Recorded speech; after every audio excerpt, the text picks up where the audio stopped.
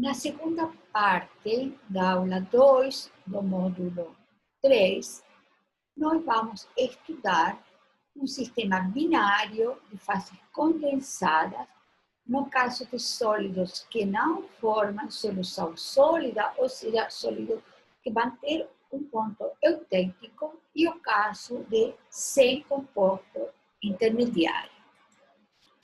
Inicialmente, vamos estudar um sistema bastante simples, que são também dois metais, cádmio e bismuto, para que vocês possam comparar com o caso que foi mostrado na primeira parte da aula. E nesse caso, então, esta é a forma do diagrama, totalmente diferente do diagrama que nós vimos anteriormente. Vejam que esta é uma fotografia de cádmio puro, esta é uma fotografia de bismuto puro, obviamente no estado sólido. Vejam que também nesse diagrama não está escrito em nenhum lugar que é a pressão constante, mas eu escrevi aqui para vocês e se entende que essa pressão constante, novamente, porque é um sistema binário e, portanto, se não fosse a pressão constante, deveria ter um terceiro eixo, que seria o eixo da pressão. Então, nós temos o eixo da temperatura e da composição. Veja que também não está escrito 100%, mas como aqui está escrito 61,5%, nós compreendemos que esse diagrama está feito em escala de porcento de massa e que o final da escala é o bismuto puro, 100%. Então, 271 graus centígrados é a temperatura de fusão do bismuto puro. Isso significa que a temperaturas maiores que 271, o bismuto está fundido, está no estado líquido. A temperaturas menores que 271, o bismuto está como um sólido puro. A temperatura exatamente de 271 é quando nós temos apenas bismuto, nós teremos duas fases, sólida e líquida, no equilíbrio, com o mesmo potencial químico. E a temperatura ficará fixa em 271, entanto, nós teremos duas fases presentes. Toda essa mesma explicação vale para o cádmio a 321 graus centígrados, que é a temperatura de fusão do cádmio puro. Porém, esse diagrama é bem diferente do que nós observamos anteriormente, e também do diagrama de um composto único, ou seja, de um componente único que nós vimos na aula anterior. Este diagrama tem algumas características. Em primeiro lugar, tem uma área aqui em cima, que foi indicada o número 1 apenas para poder falar dela, e nesta região toda de temperaturas e composições, nós temos uma única fase, que é a fase líquida, o cádmio e o bismuto fundidos, formando uma solução líquida. E nessa fase, então, nós temos 2 graus de liberdade, que são a temperatura e a composição. Isso significa que para eu poder caracterizar um sistema que se encontra na região 1, eu tenho que falar qual a temperatura, qual a composição. Se eu não falo ambas coisas, eu não sei em que ponto dessa região eu me encontro. Temos também uma área que vamos chamar, ou uma região que vamos chamar de 2. E nesta região, eu tenho duas fases, uma fase líquida e uma fase sólida.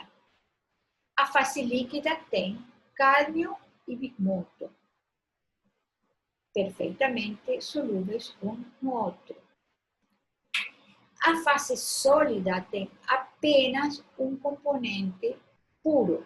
Como é que eu sei qual dos dois componentes eu tenho? Eu vou olhar este ponto, que se chama ponto eutêtico, e que já iremos discutir.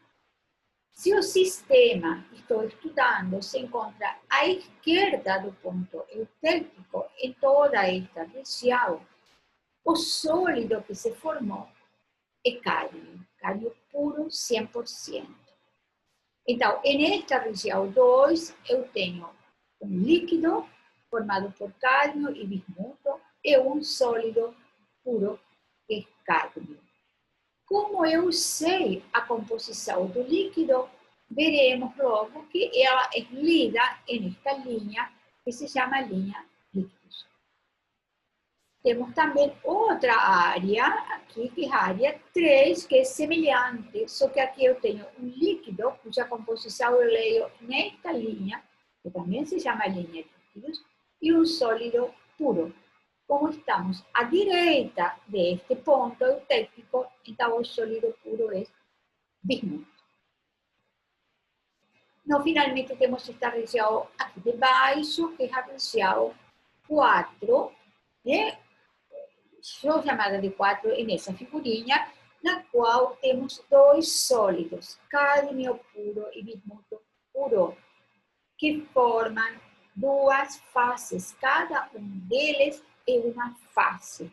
Mesmo que os dois são dois sólidos diferentes, com propriedades diferentes. Então, aqui eu tenho duas faces, aqui eu tenho duas faces, no 4 também eu tenho duas faces.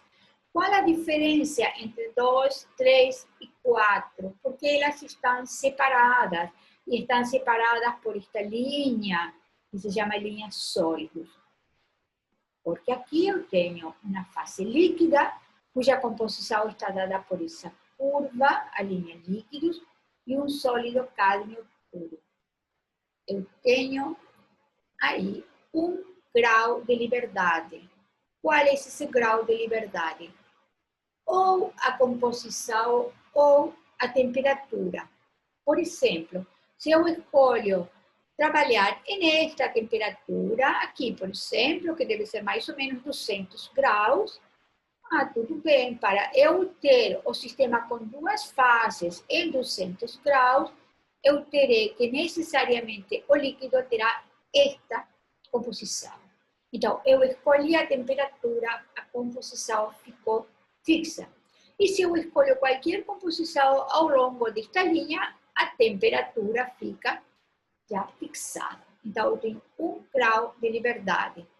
Ou a composição do líquido, ou a temperatura. A composição do sólido não é um grau de liberdade, porque o cádmio está 100% puro. E toda essa mesma discussão se aplica a esta região, com a única diferença que aqui o sólido é bismuto. Na região de baixo é diferente. Eu tenho duas fases. Eu também tenho um grau de liberdade. Só que esse grau de liberdade é a temperatura. Eu não tenho possibilidade de ser a composição. Por quê? Porque a composição do cádmio é 100% puro, a composição do bismuto é 100% puro. E claro que eu poderia ter cádmio e bismuto puras as fases em diferentes misturas de cádmio e bismuto, mas a composição das fases não é um grau de liberdade. Então, finalmente, nós temos este ponto que chamamos de eutéptico, que é um ponto no qual temos três fases no equilíbrio. Quais são as fases? O líquido com esta composição, que lemos da figura diretamente, é 61,5% em bismuto, sólido cádmio puro e sólido bismuto puro. Esse ponto é invariante. Isso significa que não tem grau de liberdade algum e que dado a um ATM como foi escolhido, há apenas uma temperatura, que é 144 graus centígrados, na qual é possível ter as três fases simultaneamente. Finalmente, vamos lembrar que essa curva e esta aqui se chamam linhas líquidos e que esta aqui se chama linha sólidos. Vamos discutir agora um sistema que é bem interessante para vocês na geologia, que es el sistema da esfena con anortita. Esa figura es un clásico que está en todos los libros de geologia, vocês encontram essa figura, especialmente no livro Interpretação de Diagramas de Fase de Interesse Geológico, de Britaldo Rodrigues e Manuel Bravo, vocês encontram essa figura. Eu tirei desse livro. Infelizmente, esse livro não está na internet, então vocês não vão poder acessar a ele, mas eu tomei a liberdade de colocar esse diagrama que foi feito no ano 1943 por Prince, e onde temos todas as características da figura anterior. Apenas deixem mencionar que estas letras A, B, B2, C, N, etc., não são parte do diagrama, são letras que eu vou usar para discutir o diagrama, da mesma forma que parte do diagrama são apenas as linhas cheias. As linhas pontilhadas, todas elas, incluída esta de baixo, também vão ser utilizadas para nós discutir o diagrama. Aqui está mostrada uma figura da esfena cristalizada pura e da anortita cristalizada pura. Da mesma forma que a figura anterior, a figura está feita em percentuais de massa de anortita. Esta região aqui em cima corresponde a um líquido, a um magma de esfena e anortita. Esta região corresponde a um líquido que tem os dois componentes e tem cristais de esfena pura. Esta região aqui corresponde a um líquido que tem esfena e anortita e cristais de anortita pura. E a região de baixo é a região bifásica de dois sólidos, esfena pura e anortita pura. Nos diagramas de geologia, normalmente eles não colocam a palavra sólido. Desde o momento que está escrito o nome do cristal, se entende que é sólido. Mas vocês, para clareza, podem, se quiserem, colocar sólido entre parênteses. A linha líquidos, esta é uma, esta é outra, esta é a linha sólidos. Esta é a temperatura de fusão da anortita pura. Esta é a temperatura de fusão da esfena pura. Este é o ponto eutértico, onde tem as três fases: esfena sólida, anortita sólida e líquido eutértico no equilíbrio. Nós vamos discutir um sistema em particular para poder explorar todas as possibilidades dessa figura e depois, no finalzinho, vamos discutir alguns outros pontos. Então, vamos escolher, fazer o exercício para um sistema com 100 kg de massa total, sendo 10% anortita. Então, o sistema se encontra localizado nesta condição aqui. 10% de anortita, como são 100 kg total, estes são 10 kg e temos de esfena 90 kg. Certo? Então, inicialmente, o sistema se encontra na fase líquida, tanto a 1500 graus como na temperatura que está marcada aqui, TA. E nessa temperatura ainda o sistema continua líquido, ele de fato continua líquido ao longo de toda esta linha, até chegar a este ponto. Então, até chegar a esse ponto, imediatamente antes desse ponto, nós temos um sistema líquido, com composição 10% de anortita e 90% de esfena. Da mesma forma, nos outros pontos que estão marcados aqui, por exemplo, o N, também temos um sistema totalmente líquido, só que com outra composição. Esta aqui, que é mais ou menos 38% de anortita. E no pontinho D também temos só um líquido, só que agora a composição é outra. Esse líquido tem 80% de anortita. Ou seja, tudo aqui em cima, por cima das linhas líquidas, o sistema está como líquido, formando una única fase con 2 graus de liberdade. Bem, quando esse sistema começa a cristalizar, o sistema vai começar a cristalizar quando chegamos à temperatura TB. E nessa temperatura, que é intermediária entre 1300 e 1400, se forma o primeiro cristal. Qual é esse cristal? Como já explicamos no gráfico anterior, o primeiro cristal será do composto que está do lado esquerdo deste ponto, que é o eutérico. Então, o cristal que se forma é esfena. O cristal primário é esfena. O que significa cristal primário? O primeiro cristal que se forma. Eu vou olhar o ponto eutérico, que tem 38% de composição em anortita, e eu saberei que se a composição de anortita é menor que 38%, quem vai cristalizar primeiro é a esfena. Se a composição fosse maior que 38%, por exemplo, este ponto D, quem vai cristalizar primeiro é a anortita. Só que, claro, as temperaturas de cristalização vão ser diferentes para este ponto que nós estamos estudando. Esta é a temperatura de cristalização, quando chegamos na linha líquida. Já se fosse este sistema, a temperatura de cristalização seria o pontinho E, ou seja, seria uma temperatura bem maior. Ou seja, sempre o cristal primário se forma quando chegamos à linha líquidos. Nós, desde o ponto original, traçamos uma linha vertical até a composição e só se forma o primeiro cristal quando essa linha vertical chega na linha líquidos. Sendo que isso de cristal primário e cristal, como veremos depois, secundário ou segundo que se forma, só vale à esquerda ou à direita do ponto eutérico. Se eu estou exatamente nesse ponto eutérico, que é o que vai acontecer?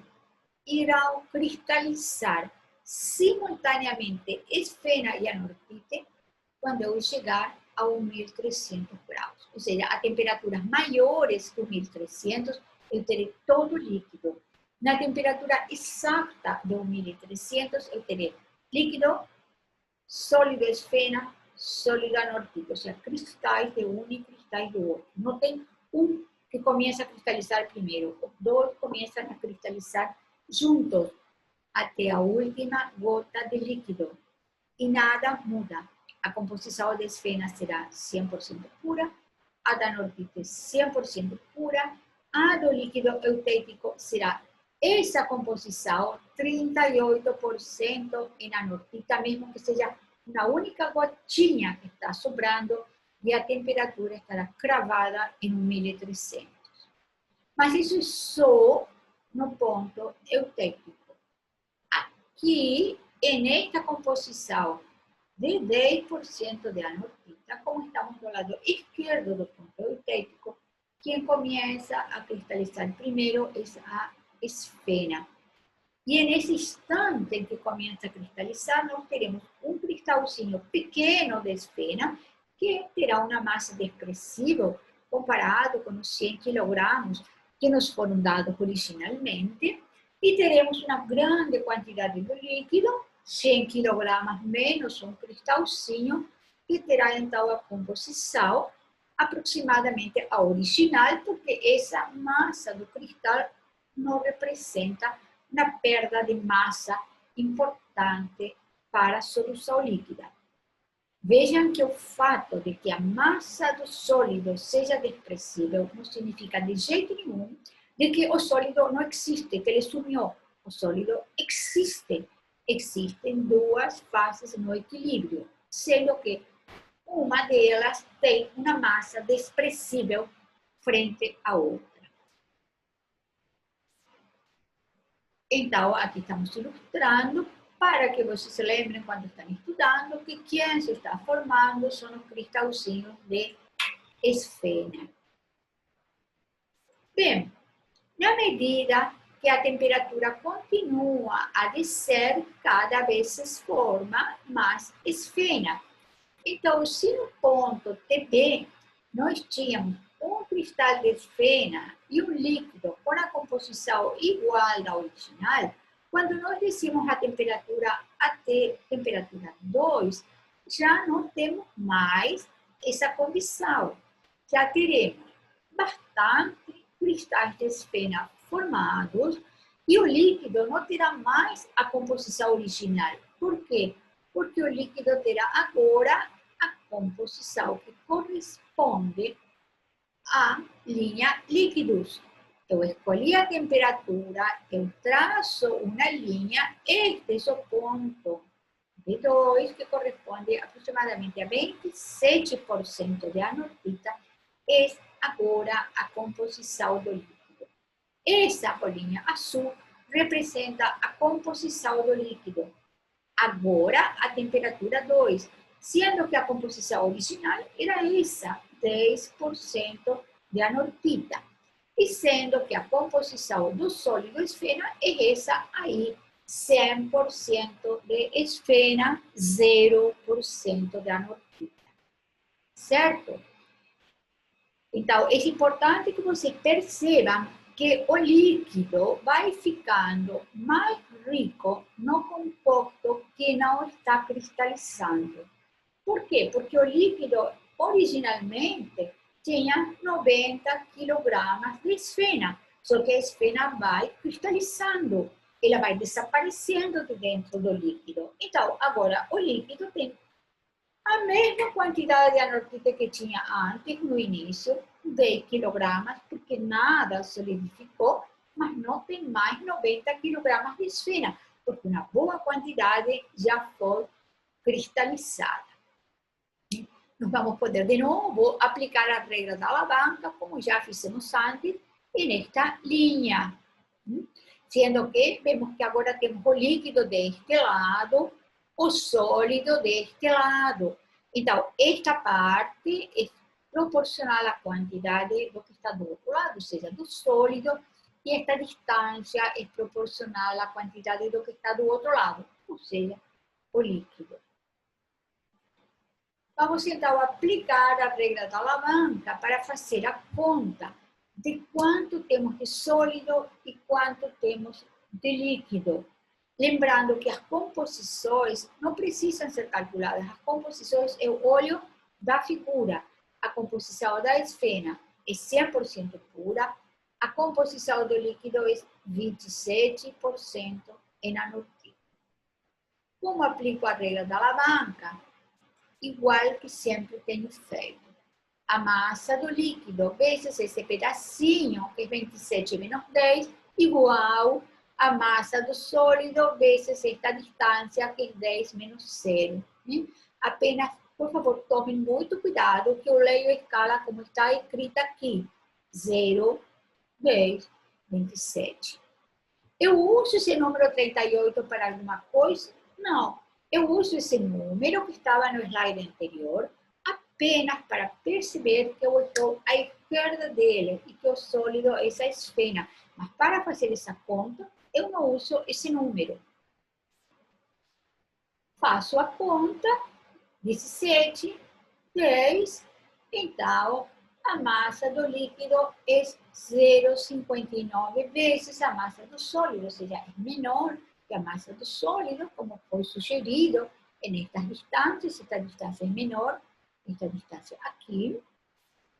Eu me lembro do balanço de massas, a massa do líquido mais a massa do sólido tem que dar 100 kg, porque não tem outra fase aí, só tem líquido e só tem sólido esfena, não tem outra fase. Então, substituo a massa do líquido por 0,59 massa do sólido. Me lembro que aqui tem 1, então é 0,59 massa do sólido mais 1 massa do sólido. E então a massa do sólido é 100 dividido 1,59, ou seja, 63 quilogramas de esfena sólida pura. Quer dizer que quando eu comecei aqui em cima, eu tinha um magma que tinha 100 quilogramas ao total, 10 quilogramas eram anortite, 90 quilogramas eram esfena. Quando eu desci a temperatura até TV, se formou um cristalzinho de esfena, mas aproximadamente eu continuo tendo 100 quilogramas de líquido.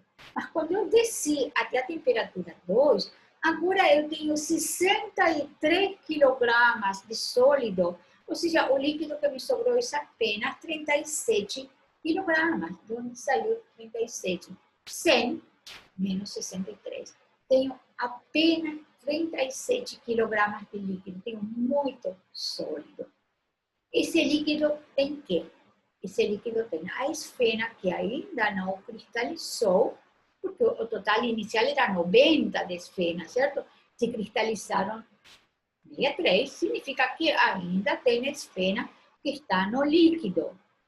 E eu tenho toda a anortite, porque nada da anortite cristalizou. Isso é muito importante que vocês percebam. Nada da anortite cristalizou. Então, os 10 quilogramas iniciais que nós tínhamos ainda estão no líquido. Também é muito importante que vocês percebam que o líquido tem ambos, esfena e anortite. Como posso ter certeza disso?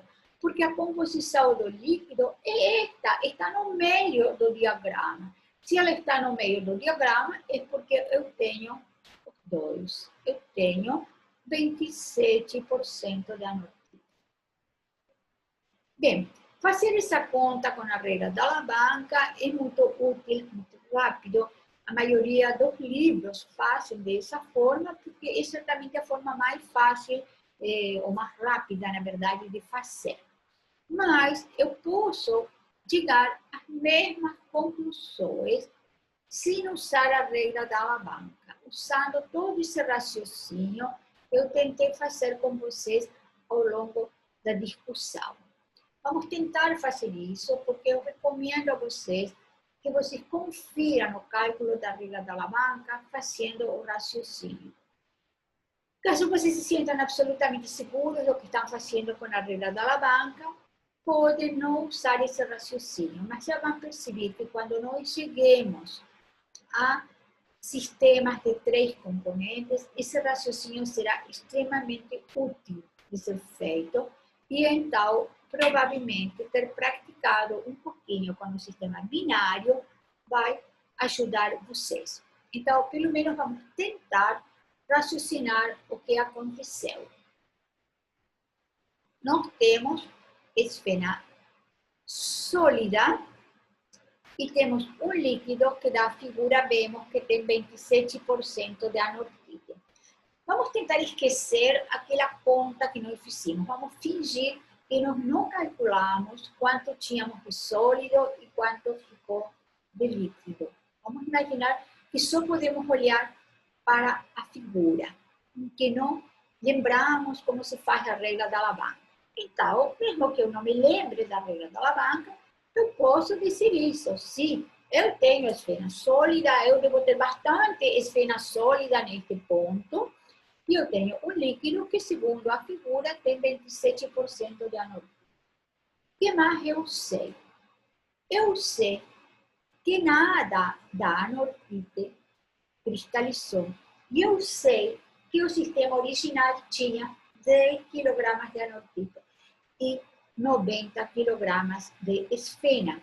Então, eu sei que aquele líquido, que ainda não sei quanta quantidade é, ele tem 10 kg de anortite. Então, claro que o líquido tem que ter uma massa maior que 10 kg, porque ele tem 10 kg de anortite e também tem um pouco de esfena. Eu sei que esses 10 quilogramas representam 27% do total de líquido. Então, eu posso usar uma regrinha de 3 simples. No lugar de usar a regra da alavanca, eu simplesmente faço uma regrinha de 3. Eu falo, tudo bem, se 27% são 10 quilogramas, 100% são 10 vezes 100 dividido 27. E eu chego ao número 37.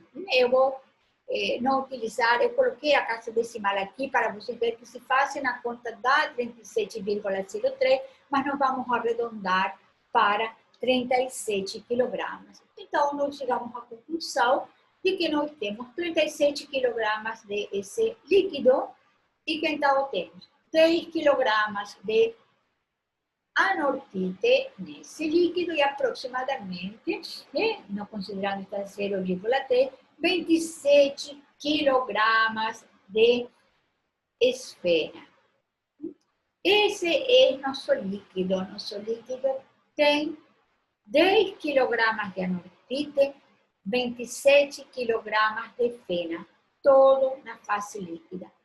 Quanto eu tenho de sólido? Bem, eu posso fazer o sólido fazendo 100, que é o total, menos 37, ou eu posso fazer o sólido fazendo 90, que é o que eu tinha de esfera, menos os 27, que eu calculei que está no líquido.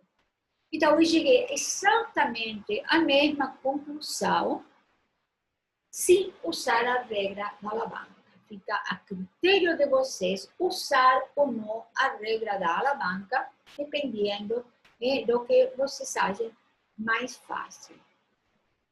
Se nós continuamos a resfriar este sistema até 1300, nesse ponto se irá formar o primeiro cristalzinho de anortite.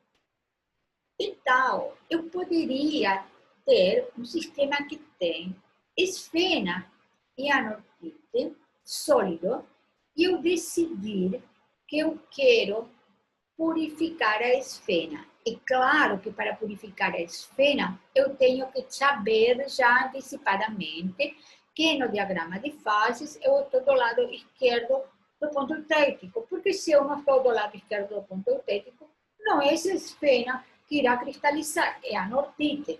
Então, não poderei purificar esfena. Mas imagina que eu determinei no laboratório, por raio-x, por exemplo, que se efetivamente eu tenho um sistema que tem, como este exemplo, 10% de anortite, 90% de esfena. Então, eu poderia fundir essa rocha e deixar ela cristalizar devagarinho, para que não se contaminem os cristais. E então, iriam cristalizando cristalzinhos de esfena puros até chegar à temperatura de 1300. Se nesse instante, antes de chegar a 1300, eu retiro o líquido, eu retiro os cristais, e eu lavo os cristais, eu terei cristais puros de esfena. E eu terei um líquido, que será o líquido eutêtico, que agora sim ele vai cristalizar a temperatura constante de 1300, a composição constante do eutêtico, que já vimos em uma slide anterior, que era 38%. Então, se eu quisesse ter uma ideia, se eu vou recuperar muita esfena ou pouca esfena, eu posso fazer uma conta. Eu já sei que eu vou recuperar muito, porque já na temperatura 2, eu tinha recuperado 63 quilogramas, que é uma quantidade razoável. Bom, quanto mais eu recupero, se eu chego até perto da temperatura de 1300. Eu posso fazer a regra da alavanca aqui para ter uma ideia, né?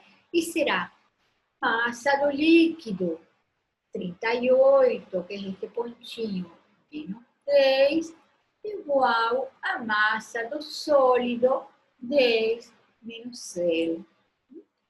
E aí continuamos com toda a conta que nós fizemos antes. Vou usar esse raciocínio que está no slide aí e dizer, bom, quando eu chego no ponto eutêtico, eu tenho um líquido que tem 38% de anortite. E esse 38% de anortite são quantos? São 10 quilogramas, porque eu parei exatamente antes de se formar o primeiro cristalzinho de anortite, ou porque se ele se formou, tem uma massa desprezível. Então, eu poderia agora dizer, tudo bem, se 38% são 10 quilogramas, 100% do líquido eutêtico X, e eu poderia calcular quanto líquido eutêtico eu terei e quanta esfera sólida eu terei recuperado. Eu sugiro a vocês fazer essa conta para ver quanto dá. Claro que tem que dar um número menor que 90, porque se originalmente eu tinha 90, não posso criar esfera sólida. Será um número menor que 90, porque parte da esfera ainda está no líquido. Quando chegamos a 1300, se irão formar os cristais de anortite junto com os cristais de esfera, na proporção deutético, 38% em massa de anortite. A temperatura ficará fixa em 1300 até todo o líquido cristalizar. Se formarão cristais puros de esfera e cristais puros de anortite. Uma vez que não temos mais líquido, o sistema continua a resfriar. Então, por exemplo, quando eu chegue à temperatura J, eu terei esfera e anortite pura nessa temperatura. Esse cálculo, né, está mostrado aqui, onde nós faremos 38 e menos 10 vezes a massa do líquido, ou se vocês querem massa do líquido, 38 menos 10, igual a massa do sólido, 10 menos 0. E dessa forma, nós calcularemos a quantidade máxima de esfera pura que pode ser obtida por recristalização ou por cristalização. Ou seja, nós teremos que trabalhar no ponto eutético para ter essa informação. Bem, finalmente, vamos mostrar um caso interessante desde o ponto de vista prático, que talvez vocês ouviram falar, que é que em lugares frios se espalha sal sobre o gelo para derretir o gelo. Ou algumas pessoas colocam sal na água para resfriar bebidas que estão em latinhas ou em garrafinhas. Recentemente, saiu até nos jornais que o governo de um dos estados do sul tinha comprado sacos de sal para jogar nas calçadas. Isso era para quê? Para derreter o gelo. Por que isso acontece? Isso se pode explicar olhando o diagrama de fases da água e o sal. Esse diagrama também é do livro de Callister. E vejam que o sal é cloreto de sódio.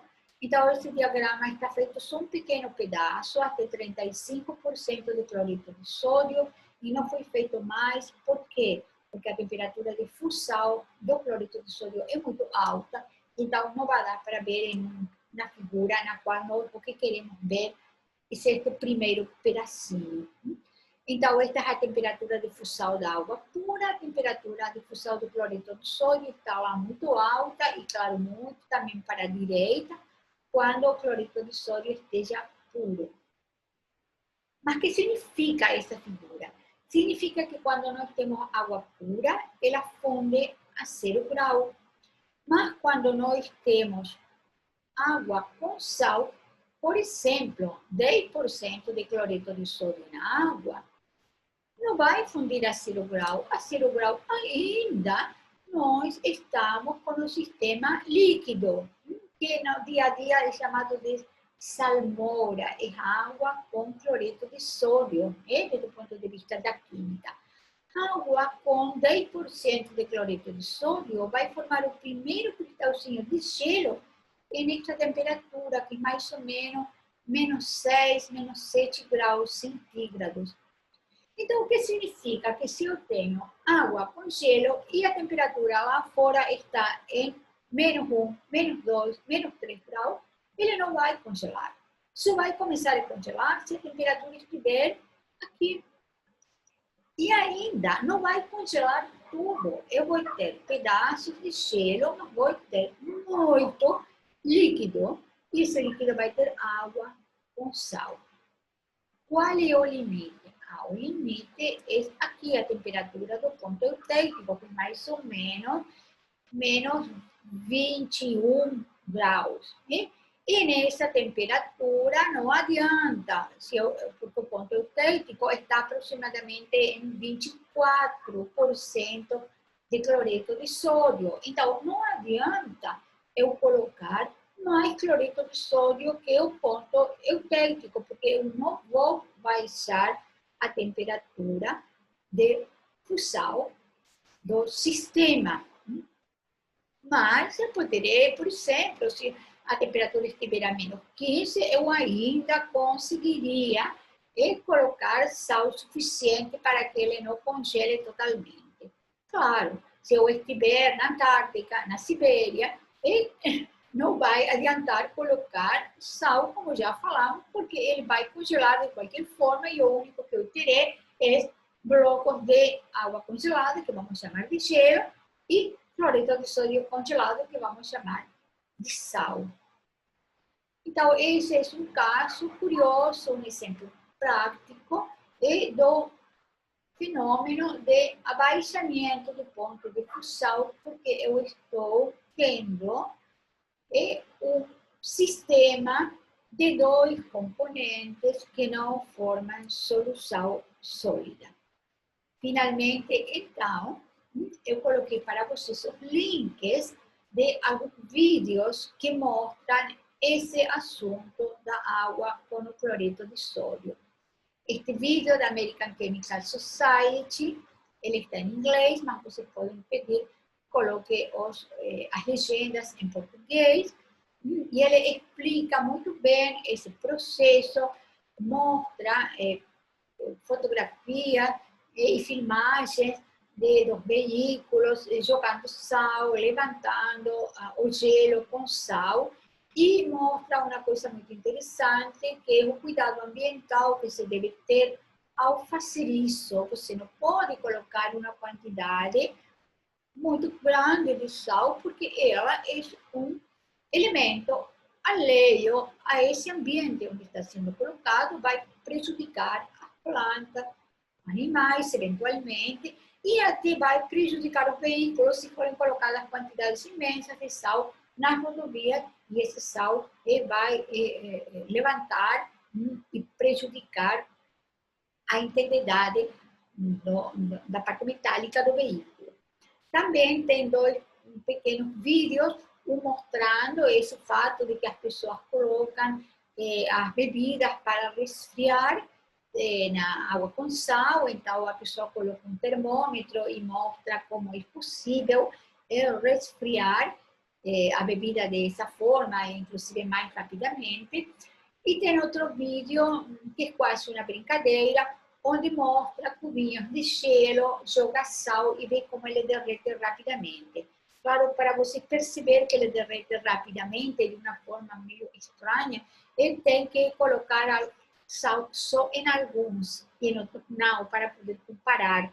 No vídeo foram colocados em todos eles.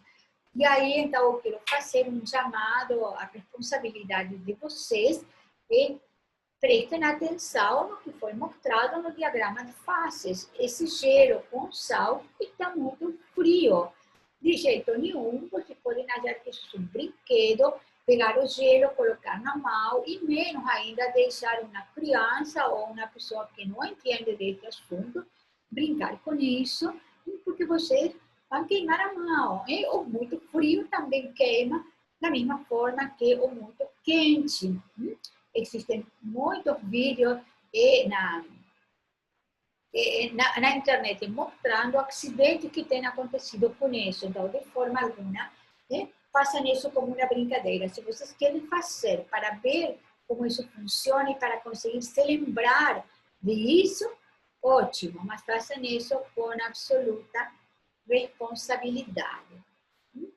Então, finalmente, ao terminar de estudar esta aula, vocês têm que ser capazes de fazer uma figura qualitativa para um sistema isomorfo, para um sistema com eutérico binário, tem que poder interpretar essas figuras e fazer os cálculos.